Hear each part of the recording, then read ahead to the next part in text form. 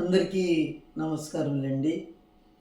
ఈరోజు మనం వీడియోలో కోపం గురించి మాట్లాడుకుందామండి. కోపం రాని వాళ్ళు అనేవాళ్ళు బహుశా ప్రపంచంలో ఎవరు ఉండరేమో. ఏదో సందర్భంలో ఖచ్చితంగా కోపం వస్తూ ఉంటుంది. కొంతమందికి ఏమో అస్తమానం దుర్వాస మహామునిలాగే ఉంటారు. అదేవిధంగా అయితే ఇక్కడ మనం కోపం రాకపోవడం అనేది ఎవరికి ఉండదు. కానీ మనం ప్రదర్శించడం బట్టి ఉంటుంది. కొంతమంది పాపం ఎంత కోపం వచ్చినా కూడా వాళ్ళ లోపల దిగమింగుకొని పైకి మామూలుగా ఉంటుంటారు. కొంతమంది ఏంటంటే ప్రతి చిటికి మాటికి అవతల వాళ్ళ మీద ప్రదర్శిస్తూ ఉంటారు. సరే, ఇక్కడ ఈ కోపం వల్ల చాలా నష్టాలున్నాయి, మరి కొన్ని లాభాలు కూడా ఉన్నాయండి. మీరు కోపంతో లాభాలు ఎలా ఉన్నాయండి అని మీకు డౌట్ రావచ్చు. ఇప్పుడు అమ్మకి కోపం వస్తుందనుకోండి పిల్లాడి మీద, అందులో ప్రేమ మిళితమై ఉంటుంది. అంటే ఇప్పుడు మనం ఇది ప్రేమ పూరిత కోపం అన్నాం మనం.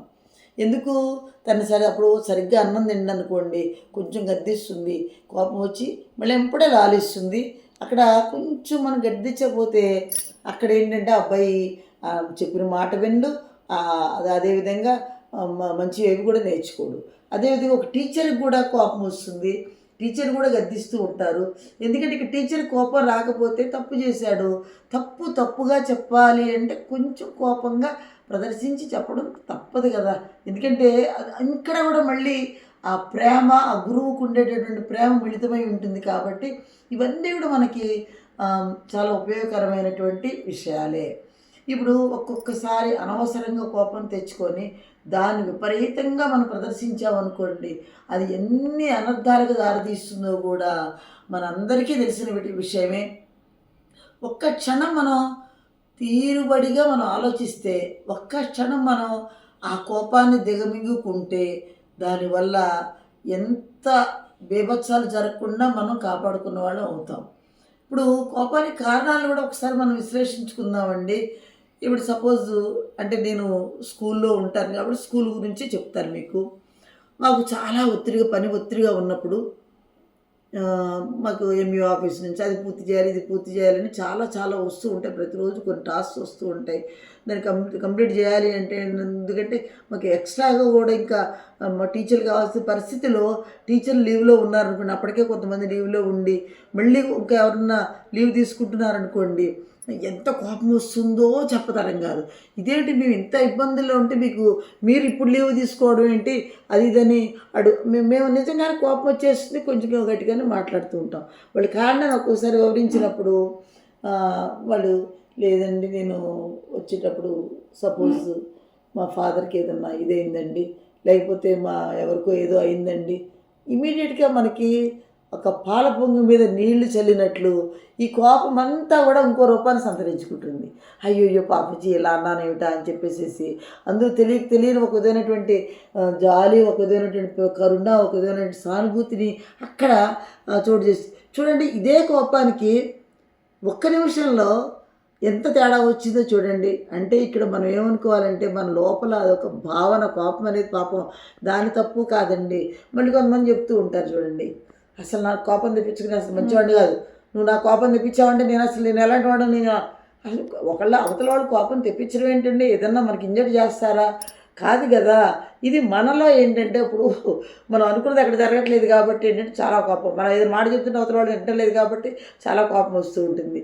దీన్ని మనం యాంగర్ మేనేజ్మెంట్ అంటుంటాం. మనం దాన్ని మేనేజ్ చేసుకోకపోతే ఇప్పుడు కుటుంబంలో కావచ్చండి, భార్య మీద ఏదైనా కోపం వస్తుంది అనుకోండి, కోపం వచ్చేసి మొత్తం ప్రదర్శించారనుకోండి, ప్రదర్శించినప్పుడు ఏం చిన్న చిన్న లోపాలు తెలుసుకోవాలి కదా.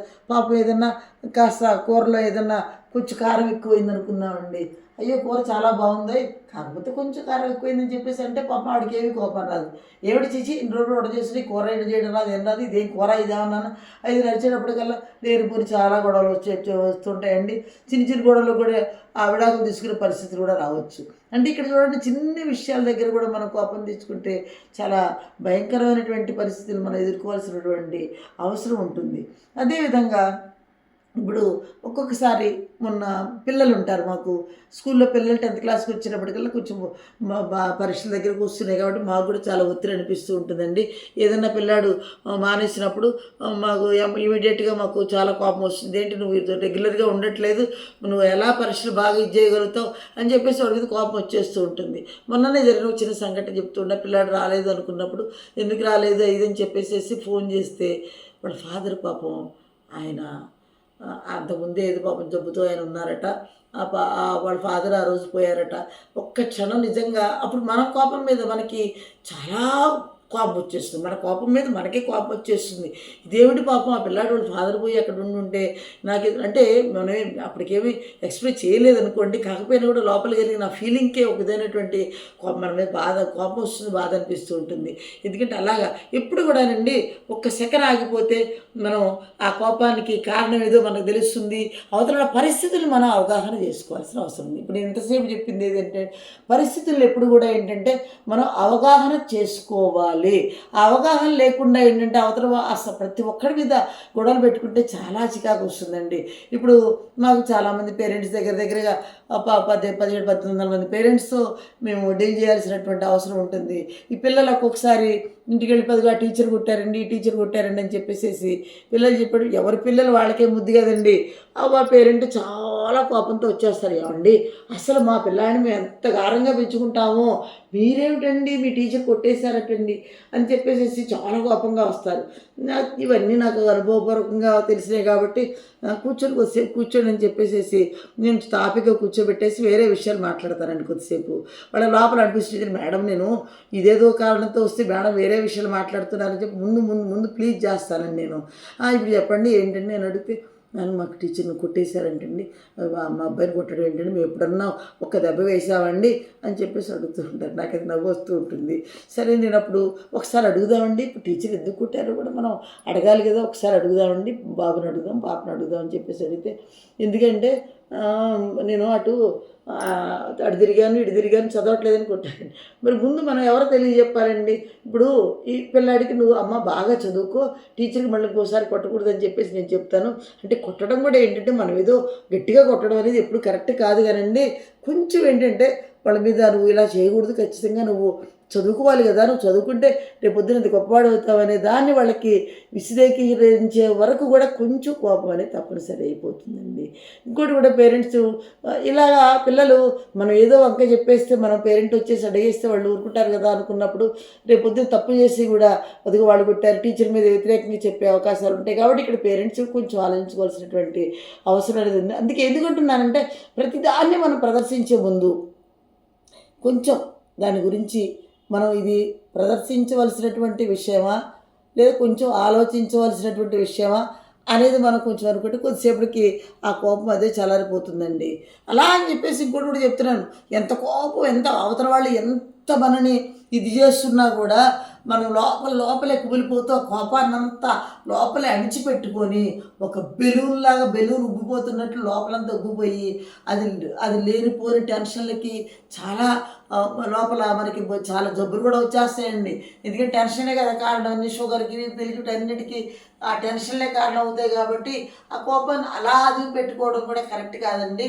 దాన్ని అవతల వాళ్ళతోటి కొంచెం మాట్లాడి దాన్ని మన కోపాన్ని మనం తగ్గించుకోవాల్సినటువంటి అవసరం కూడా ఉంది. అండి మీరు అంతా మీరు నన్ను అరిచారు, దానివల్ల ఇప్పుడు మీకెంత కోపం వస్తుంది నాకు అంతే కోపం వస్తుంది కదా, అసలు కారణం ఏమన్నా ఉందా అని చెప్పేసి అలా దాన్ని మనం బయటికి వదిలివేయాల్సిన అవసరం కూడా ఉంది. అంతేగాని నేను చాలా మంచివాడిని అండి, నేను ఎవరు కోపం వచ్చినా ఎవరు తిట్టినా నేనే బాధపడుతుంటానండి, ఆ లోపలే నేను దాన్ని అడిచిపెట్టుకొని ఉంటానండి అని చెప్పడం కూడా అది కూడా కరెక్ట్ కాదండి.